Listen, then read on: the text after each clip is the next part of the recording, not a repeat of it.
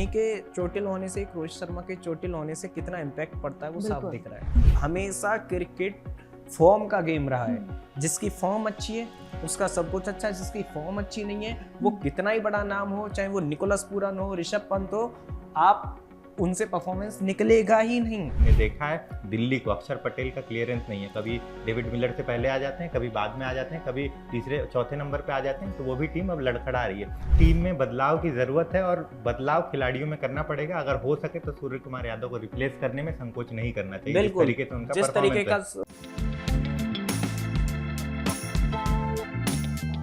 नमस्कार, मैं हूं दीपाली। आप देख रहे हैं MH1 का डिजिटल प्लेटफॉर्म और हमारे इस खास कार्यक्रम पिच पे पंगा में आप सभी व्यूअर्स का बहुत बहुत स्वागत है।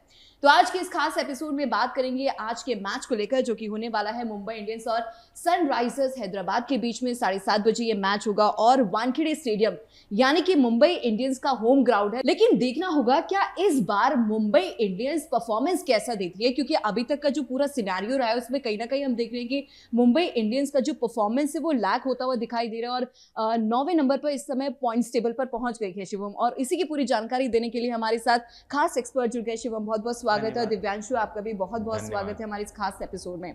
तो क्यों ना आज के मैच से शुरुआत करते हैं और कल के मैच का एनालिसिस भी करेंगे। लेकिन आज के मैच को आप कैसे देखते हैं, Hyderabad versus Mumbai Indians?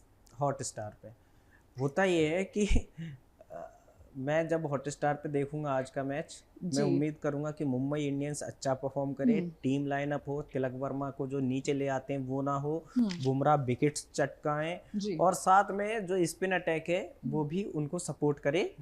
Problem ये है कि मुंबई के जितनी अच्छी कागजों पे टीम है उतना ही अच्छा वो खराब परफॉर्मेंस दे रहे हैं और उतना ही वो मतलब उस तरीके से परफॉर्मेंस निकल नहीं रहा है जी। आप ये ऐसे समझ लीजिए कि एक धोनी के चोटिल होने से, एक रोहित शर्मा के चोटिल होने से कितना इम्पैक्ट पड़ता है वो साफ दिख रहा है। बिल्कुल। दिव्यांशु, एक चीज और सामने आ रही है कि फैंस की तरफ से बहुत सारी चीजें देखने को मिले कि आज रोहित शर्मा आ सकते हैं, पॉसिबिलिटी है। बिल्कुल, खबरें ऐसे सामने आ रही है। हालांकि MI ने अभी ऑफिशियली अनाउंसमेंट नहीं किया है कि सामने आएंगे, लेकिन जिस तरीके से वो दिख रहे थे, कई सारे वीडियोस में सामने दिख रहे थे, लोग ये कयास लगा रहे हैं। और MI को भी सख्त ज़रूरत है कि टीम में जब तक वापसी नहीं होगी रोहित शर्मा की, कहीं ना कहीं लैग करेगी और जिस तरीके से वो बैक करते हैं टीम को, उसकी बहुत ज़रूरत है। क्योंकि ओपनिंग जो पार्टनरशिप है, ओपनिंग जो पेयर है, जो ओपनर्स हैं, रियान रिकल्टन और क्विंटन डिकॉक, दोनों खिलाड़ी में से कोई एक खिलाड़ी खेल रहा है। पिछले मैचेस में जैसे हमने देखा था कि हमारे टीम में क्विंटन डिकॉक थे और साथ ही साथ एक युवा खिलाड़ी का डेब्यू हुआ था। 2 मैचेस खेले, दोनों ही मैचेस फ्लॉप रहे, अच्छा परफॉर्म नहीं किया। तो कहीं ना कहीं अब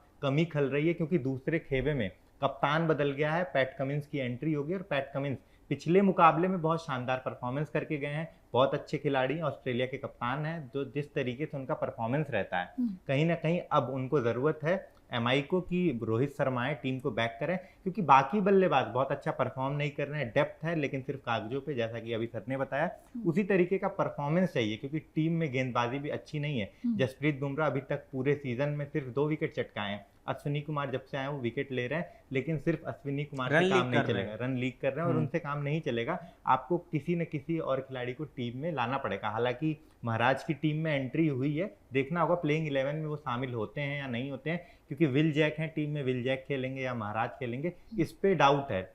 और मुझे लगता है कि हो सकता है कि जिस तरीके से बैटिंग हो रही है, हो सकता है बल्लेबाजी में कोई परिवर्तन करे, और परिवर्तन की ज़रूरत भी है। आपकी टीम में रॉबिन मिंज है, एक बहुत अच्छे झारखंड के बल्लेबाज हैं, डोमेस्टिक में बहुत नाम है उनका और उनको झारखंड का क्रिस गेल भी कहा जाता है, तो आक्रामक बल्लेबाज है। तो आपको जगह बनानी चाहिए। जिस तरीके से आपने एक युवा खिलाड़ी का डेब्यू कराया था, कहीं ना कहीं उनकी जगह बनाइए, हो सकता है अच्छा परफॉर्म करें। क्योंकि हम देख रहे हैं जिस तरीके से डोमेस्टिक भारतीय खिलाड़ी जिस तरीके से परफॉर्म कर रहे हैं, मुझे लगता हो सकता है ये भी खिलाड़ी कुछ अच्छा करे। क्योंकि अभी आपके पास कुछ है नहीं करने के लिए, और जिस तरीके से परफॉर्मेंस है, ये आखिरी मुकाबला और कहीं ना कहीं इस मुकाबले में परफॉर्मेंस अच्छा नहीं रहा, तो अभी भी मुश्किल है कि प्लेऑफ में पहुंचे। और ये मैच अगर हार गई तो क्लियर है कि प्लेऑफ में नहीं पहुंचेगी। बिल्कुल। शिवम, एक चीज़ और मैं जानना चाहती हूँ, देखिए पहले भी हम इस चीज़ को लेकर डिस्कशन कर चुके हैं। मुंबई इंडियंस की जो सारे प्लेयर्स हैं, स्टार प्लेयर्स हम लोग कह सकते हैं, लेकिन इंटरनेशनल लेवल के प्लेयर्स हैं। हम ये भी नहीं कहेंगे कि डोमेस्टिक एक्सपीरियंस है, नो डाउट, लेकिन इंटरनेशनल लेवल का उनका अच्छा प्लेयर। लेकिन फिर भी उसके बावजूद भी मुंबई इंडियंस पॉइंट्स टेबल पर 9वें नंबर पर है, मतलब सोचने वाली बात है। और सनराइज हैदराबाद 4थे नंबर पर। देखिए, हैदराबाद तो अच्छा परफॉर्म इसलिए कर रही है कि उनका हमेशा से बैटिंग स्ट्रांग रहा है जी।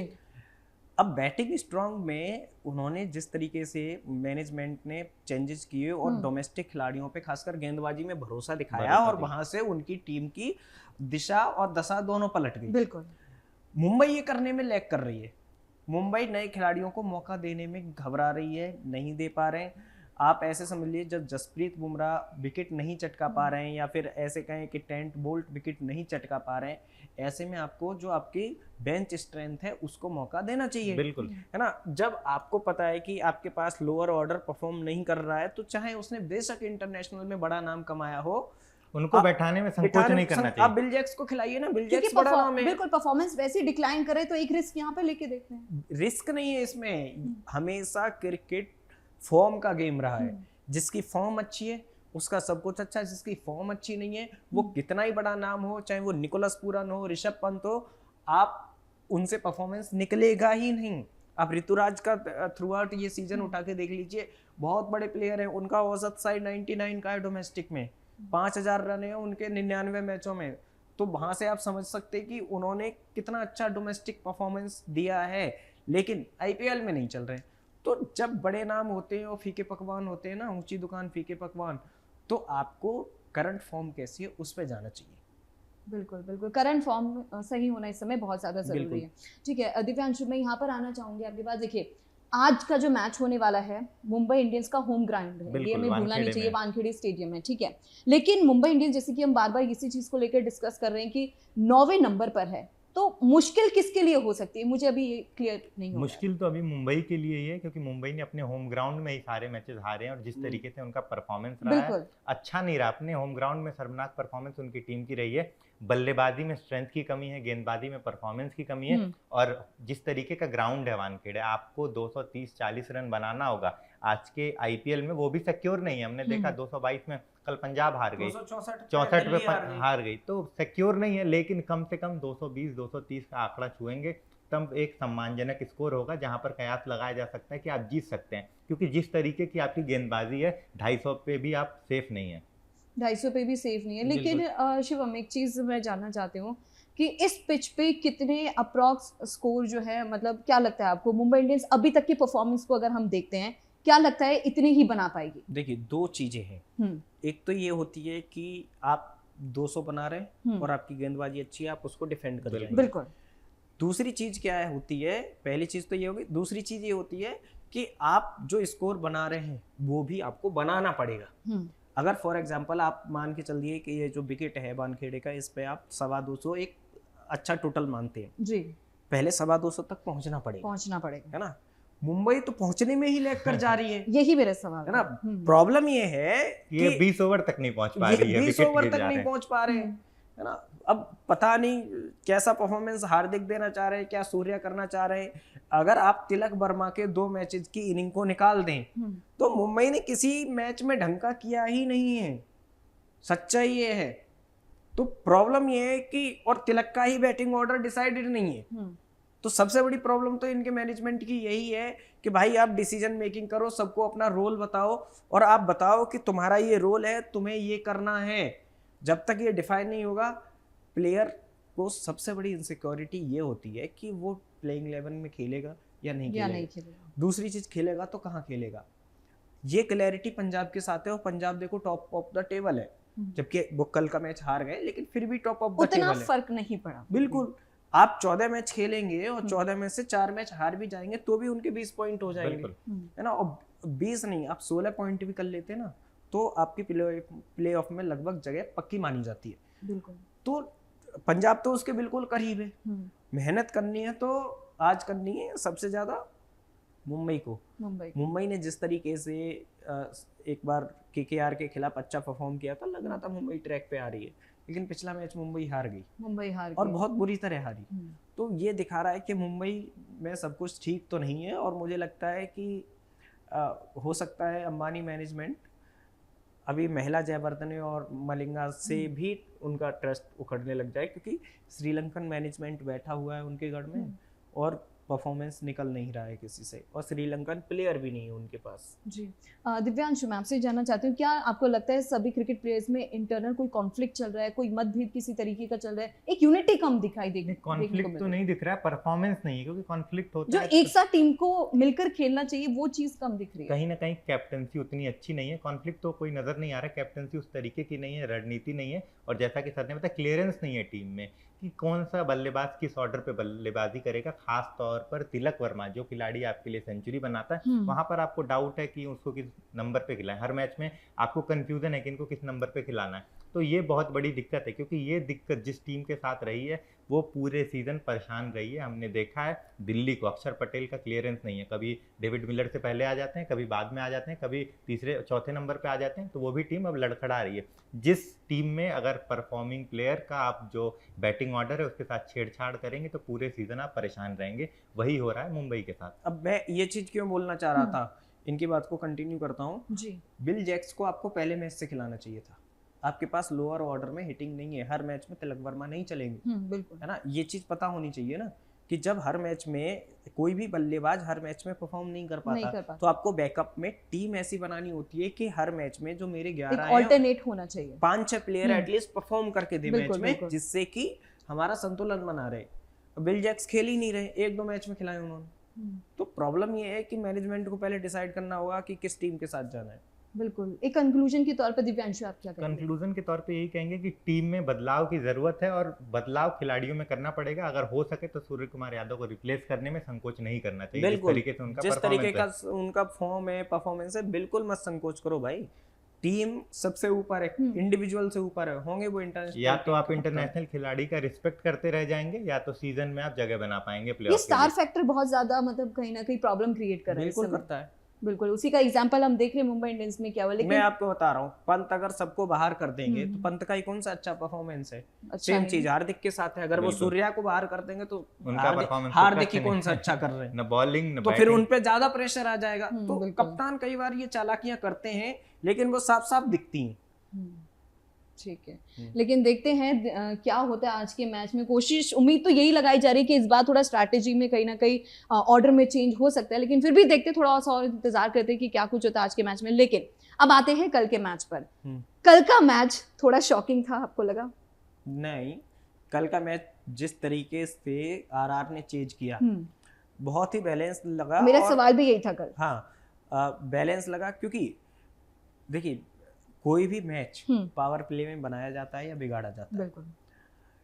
पावर प्ले में अगर वैभव सूर्यवंशी स्टार्ट दे रहे हैं आपको, वो कमाल का बच्चा है। कल कमेंटेटर भी चिल्ला रहे थे, ये मतलब उन्होंने ऐसा वाक्य यूज किया था कि अद्भुत बालक है ना, और इसकी हिटिंग से सारे लोग परेशान हैं। और आपको पता है कल जब वैभव आउट हुआ, पंजाब का पूरा स्टेडियम खड़ा हो गया, शोर मचाने लगा, सब खुश हो गए कि भाई ये अच्छा है। ये आप ऐसे समझ लीजिए वैभव में कहीं ना कहीं क्रिस गेल जैसी छवि बनती जा रही है उसकी।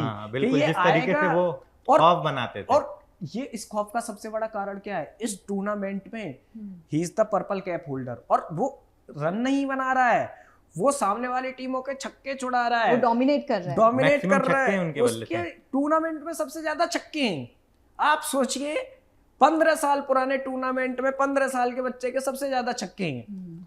तो ये स्थिति है। तो जब उसने स्टार्ट ही इतना ताबड़तोड़ दिया, 4 ओवर में 50 लग गया था बोर्ड में, तभी डिसाइड हो गया था कि T20 में ना अंडर 10 का रन रेट रिक्वायर्ड हो तो वो गेटेबल माना जाता है, और विकेट हैंड में थे ही उनके। और एंड में जायसवाल भी अच्छा परफॉर्म करके गए, परेरा ने जिस तरीके से बल्लेबाजी की, डोनोवन परेरा और शुभम दुबे ने भी अच्छा किया एंड में, बहुत शानदार परफॉर्मेंस रहा। लेकिन पंजाब किंग्स को लेकर यही उम्मीद थी कि इस बार भी पंजाब किंग्स ही जीतेगी, अभी तक के फॉर्म में। लेकिन ये जो वो रथ है ना उनका, विजय रथ, वो तोड़ दिया। बिल्कुल, विजय रथ रोक है, वो उस रोक में सबसे बड़ा हाथ उस बच्चे का है।